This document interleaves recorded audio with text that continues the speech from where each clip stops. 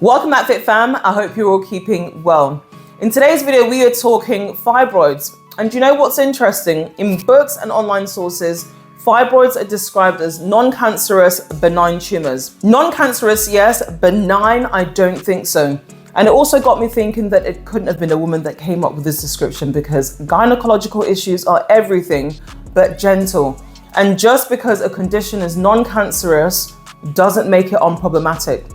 Having said that though, if you're watching this and you do have fibroids and would describe them as being harmless, I would love to read from you in the comment section below. Perhaps you've adopted some lifestyle changes or done nothing at all.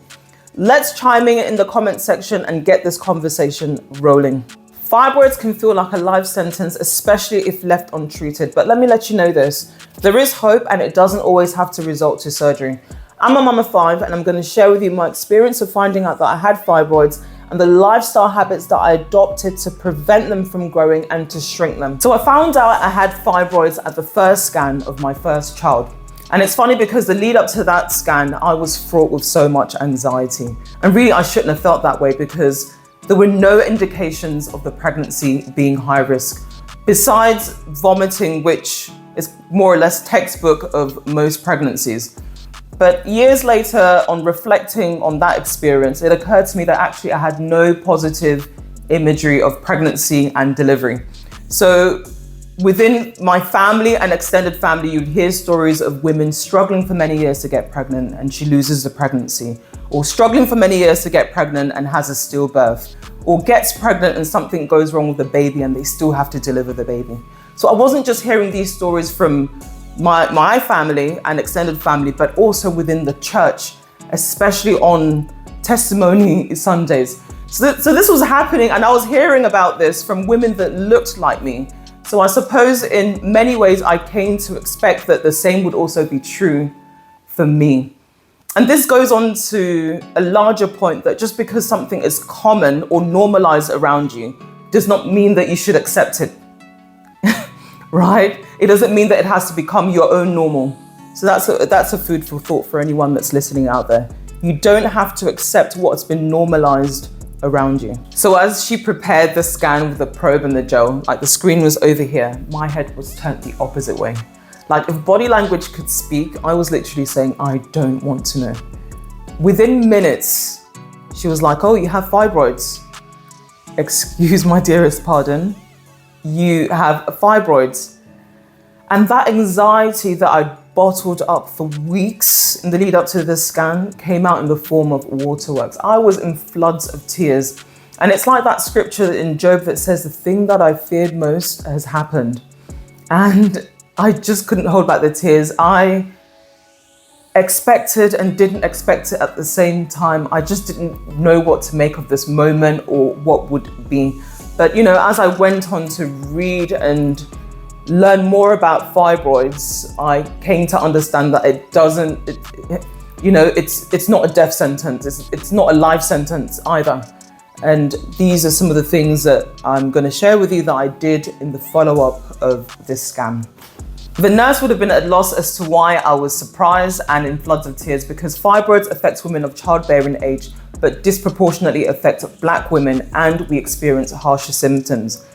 Also, my mum had fibroids, so really I shouldn't have been surprised, but somehow I thought that fibroids was something that happens to African aunties, and somehow I would be immune to it because I was now living in the West. And that's what ignorance does to you. On that point, I want to add that just because you have a genetic predisposition to a condition doesn't mean that you have it. It just means that you're at risk. And when you have the knowledge of your family history, like you need to think of family history as clues as to what you should do going forward. Once you know that there's a certain condition that runs in your family, you need to begin taking the actionable steps to mitigate the likelihood of you getting that condition. So knowing that, for example, that there is diabetes in your family, that's a clue as to what you should do. If you don't want that condition, right, you need to begin making the lifestyle changes to ensure that you don't develop diabetes. We are going to get into the actionable steps shortly, but I really just want to lay the foundation of where I was coming from so you have a clearer idea. So I had several risk factors. My mum had fibroids. I'm black. I was at a childbearing age. And I also started my periods at age 10, right? I shouldn't have been in floods of tears, but that's what ignorance does to you. So on that point of me starting my periods at age 10, somewhere along the lines of my late teens, I had a hyper awareness of my childbearing window. And so I was happy and felt incredibly blessed when I got married and conceived quite early. And it had to do with this book that I read called Every Woman. So my mum kept this book. This is a newer edition. So my mum kept this book on her bedside table, and I would sneak into her room from time to time, especially when she wasn't around, to read this book. And as I got reading, I discovered that it reveals a lot of information around sex, relationships, intimacy, pregnancy, delivery, old age, all sorts of gynecological issues and how they're treated and the symptoms that you should look out for. But my sneaking, asked me why I was sneaking, because when I came to find out what it was sharing, I kind of felt that my mum was mature, grown, and I didn't want her thinking that I was doing something that I shouldn't be doing, and therefore that's why I was reading the book. But yes, this book served me very well. This book is a must-have for every home library. If you've got teens or children that are coming up to their teens, I would highly recommend that you make a purchase. Leave it on the coffee table. If you struggle with answering those awkward questions around sex and relationships, their curiosity will serve them, and hopefully they'll pick it up and dive into it. You can still hold those conversations, but this really covers a wide variety of topics that pertain to women's health. Now, you might say that, oh, I've only got boys. That's absolutely fine. I've got 4 sons. They need this information to better support the women in their lives. And really, the change that we want to see with our men begins early. So grab yourself a copy of this book. This isn't sponsored, right? This isn't sponsored at all. But yes, grab yourself a copy and it would serve yourself well and your family as well. So on the topic of my hyper awareness of my childbearing years, there is actually a section in this book that stuck with me. And I want to read that to you. If we can read it together. It is unusual for a woman who has children early in life to develop fibroids. And the tumors are more likely to occur in women who have never had a baby or who have delayed childbirth until after the age of 30. Mind you, I'm laying the foundation of where we're going with my story. I had my first son at age, I think 23 or 24. This has led to the saying that fibroids develop in a disappointed womb. The tumors are very common, and more than 20% of women have fibroids in their womb, right? That's just some food for thought, which we're not going to go into today, but it's really something for you to think about on that point of fibroids develop in a disappointed womb. Are we delaying childbirth for longer than we should do biologically? Let's start this conversation in the comment section. Let's hear your thoughts on this topic of fibroids developing in women who have delayed childbirth until after the age of 30. So after the scan, I was grateful for 2 things. Firstly, I was grateful that I was able to get pregnant in spite of the fibroids. And not only that, but conceive quickly. Having said that though, in came worry. I was now worried that these fibroids will affect myself, the pregnancy, the baby, all types of worry. That worry sat with the fear that I had before, and there I was. So they found about 5 to 6 fibroids or so. One big one, maybe the size of a grapefruit, and the rest were small. My mum was present at the scan, and when we got home, she advised me to cut out sugary foods. So you think chocolate, sweets, junk food, that kind of thing, which wasn't a problem for me because my diet didn't consist of junk and I don't have a sweet tooth. She also advised me to take bitter leaf. So bitter leaf is a green leafy vegetable that's used to treat various gynecological issues, issues of the reproductive system and other types of ailments, but it's also eaten in vegetable stews. It's common in many parts of West Africa. Bitter leaf is a plant that has been used in traditional African medicine to support women's reproductive health due to its anti-inflammatory, antimicrobial, and antioxidant properties.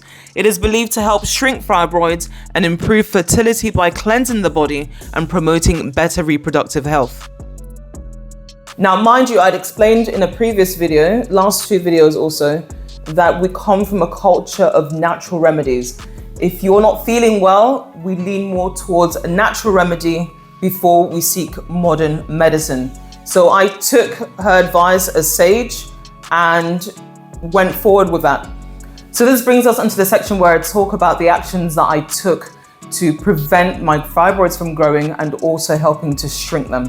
So my mum's advice really did set the tone as to the first steps that I would take to ensure that I had a safe delivery and also that I would improve my chances of future pregnancy. Before getting into all of that, I'll tell you what I did first. I prayed.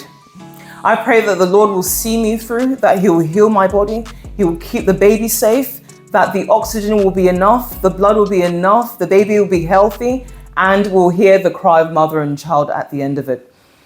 And you know what? My fibroids degenerated.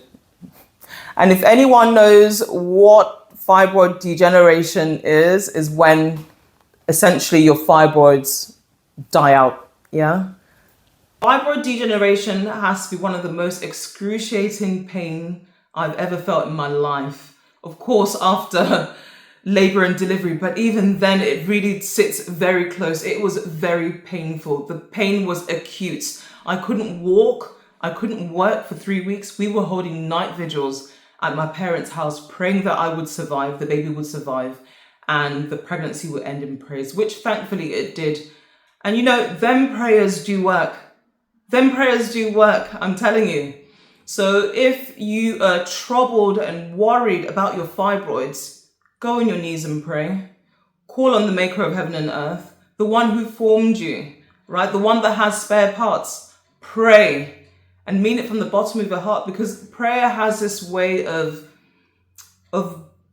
bringing to surface everything, every good thing that we desire and aligning with God's will for us. So God desires that we be in good health. Let that be the first thing that you do. You can begin doing that from today. Believe wholeheartedly that He is able to do exceedingly abundantly above everything that you imagine. And you know, fibroids don't have to be a life sentence, right? Even if you're genetically predisposed to it, it doesn't have to be your portion. It doesn't have to be something that you endure, right? You can overcome it. Your story doesn't have to end with you being a victim of this thing, right? So, you know, make it a lifestyle to pray and commit your desire for perfect health into His hands. Bless your food. Bless your water, bless your clothes, lay your hands on your womb, begin to imagine those fibroids disintegrating, leaving your body, shrinking, becoming smaller, connected. We're more than just physical beings, we are spiritual beings. And when we separate the physical from the spiritual, it's an upward climb to regaining complete and total health. So make it a lifestyle habit to really begin praying more for yourself. We've been blessed with 5 children, and in the next video, I'm going to be sharing with you more of the steps that I took to treat my fibroids. If you aren't already subscribed, please do so and click the notification bell so that you know when I release the next video.